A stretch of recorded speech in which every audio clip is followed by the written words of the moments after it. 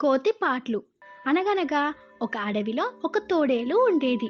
అడవిలోని జంతువులన్నీ చంపి తిని ఆకలి తీర్చుకునేది. ఒకసారి మాత్రం ఎంత వెతికినా దానికి ఆహారం దొరికేది కాదు. అటువంటప్పుడు అది రాత్రిపూట అందరూ నిద్రపోయే సమయంలో అడవికి దగ్గరలో ఉన్న గ్రామానికి వెళ్ళి మేకలను చంపి అడవికి తెచ్చుకొని తింటూ ఉండేది. తోడేలు చేసే పనులన్నీ అడవిలోనే ఉండే ఒక కోతి చాలా కుతూహలంగా గమనించేది. ఆ విషయం తెలుసుకున్న తోడేలు చాలా తెలివిగా తాను చేసే పనుల గురించి కోతికి గొప్పగా చెప్పేది. యజమానులకు తెలియకుండా మేకను ఎలా చంపేదో కోతికి వర్ణించి చెప్పేది. ఆ మాటలు విన్న కోతికి తోడేలు ఊరి వాళ్ళను కళ్ళు కప్పి మేకల్ని ఏ విధంగా పట్టుకొస్తుందో చూడాలనిపించేది. ఒకరోజు కోతి, నువ్వు ఆ గ్రామానికి వెళ్ళేటప్పుడు నన్ను కూడా తీసుకెళ్తావా? నీ పనితనం చూడాలని ఉంది. ఈరోజు రాత్రికి నిన్ను తీసుకెళ్తాను. రాత్రికి సిద్ధంగా ఉండు. తన ముచ్చట తీరబోతున్నందుకు కోతి చాలా మురిసిపోయింది. తమ ఊరిలో అప్పుడప్పుడు మేకలు మాయమవటం ఊరివారు గమనించారు. ఆ సంగతి ఏంటో తెలుసుకోవాలని కొందరు యువకులు మేకలకు కాపలుగా కాయసాగారు. ఆ విషయం తెలియని తోడేలు కోతితో కలిసి ఆ ఊరిలోకి ప్రవేశించారు. మేకలను తినడానికి వాటి దగ్గరకు తోడేలు వెళ్ళటాన్ని ఆ యువకులు గమనించారు. మేకలు ఎలా మాయమవుతున్నాయో వారికి అర్థమయ్యింది. వెంటనే తోడేలుపై కర్రలతో దాడి చేశారు. పక్కనే ఉన్న కోతిని కూడా కొట్టసాగారు. ఆ దెబ్బలకు తట్టుకోలేక కోతి, మీ మేకలని తినటానికి వచ్చింది తోడేలు, నేను కాదు కదా, నన్నెందుకు కొడుతున్నారు? వదిలేయండి. తోడేలుకు సాయంగా వచ్చావు, నిన్ను మాత్రం ఎలా విడిచిపెడతాం అంటూ కొట్టసాగారు. ఆ యువకులు తోడేలు వైపు తిరగగానే కోతి నెమ్మదిగా అక్కడి నుంచి తప్పించుకొని బతుకు జీవుడా అనుకుంటూ అడవికి చేరుకుంది. ఇంకెప్పుడు ఇలాంటి బుద్ధి తక్కువ పని చేయకూడదనుకొని లెంపలు వేసుకుంది.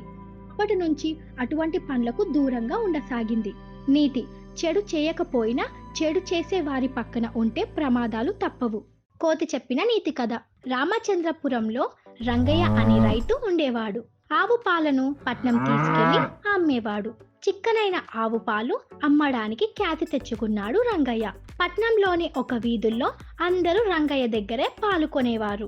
రంగయ్యకి ఓ రోజు పొలంలో పని ఉండడంతో కొడుకు సుబ్బయ్యని పాలు తీసుకెళ్లమన్నాడు. సుబ్బయ్య పాలు తీసుకొని వెళ్తూ దాహం వేసి ఓ బావి దగ్గర ఆగాడు. అప్పుడు అతనికి ఒక దురాలోచన వచ్చింది. తన దగ్గరున్న 5 లీటర్ పాలకు 5 లీటర్లు నీళ్లు కలపాలి అనుకున్నాడు. తన దగ్గర 5 లీటర్ పాలకు 5 లీటర్లు నీళ్లు కలిపాడు. తండ్రి మీద నమ్మకం ఉంది కాబట్టి తాను నీళ్లు కలిపినా ఈ ఒక్క రోజుకి ఎవ్వరికి అనుమానం రాదనుకున్నాడు. ఆ పాలని పట్టుకెళ్లి అందరికి పోశాడు. తండ్రి కంటే రెట్టింపు డబ్బులు సంపాదించినందుకు గర్వపడ్డాడు. తిరిగి వస్తున్నప్పుడు సుబ్బయ్యకు మళ్ళీ బావి దగ్గర నీరు తాగాలని ఆగాడు. డబ్బు సంచి పక్కన పెట్టి నీరు తాగుతుండగా ఎక్కడి నుంచో కోతి ఒకటి వచ్చి ఆ సంచిని పట్టుకొని పక్కనున్న చెట్టెక్కి కూర్చున్నది. సుబ్బయ్య చూస్తుండగానే సంచిలోని రూపాయలు నాణ్యాలు బావిలోకొకటి నేల మీదకొకటి చొప్పున విసరసాగింది. దాన్ని బెదరగొట్టేందుకు ఎంత ప్రయత్నించినా సుబ్బయ్య కాసేపటికి సంచిని ఖాళీ చేసి కింద పడేసింది. ఆ సంచిలోకి రూపాయి నాణ్యాలు ఏరుకొని విచారంగా తండ్రి రంగయ్య దగ్గరికి వెళ్ళి జరిగిందంతా చెప్పాడు సుబ్బయ్య. రంగయ్య సంచిని తీసి చూస్తే అందులో 5 లీటర్లు సరిపోయే డబ్బు ఉంది.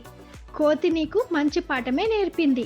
ఈ సంచిలో 5 లీటర్ల పాల డబ్బు విడిచి నీవు కలిపిన నీరు సరిపడే డబ్బుని బావిలోకి పడేసింది. పాల డబ్బులు మనకి, నీరు డబ్బులు బావికి, లెక్క సరిపోయింది. మరెప్పుడు ఇలాంటి పని చెయ్యకు అని హితవు చెప్పాడు.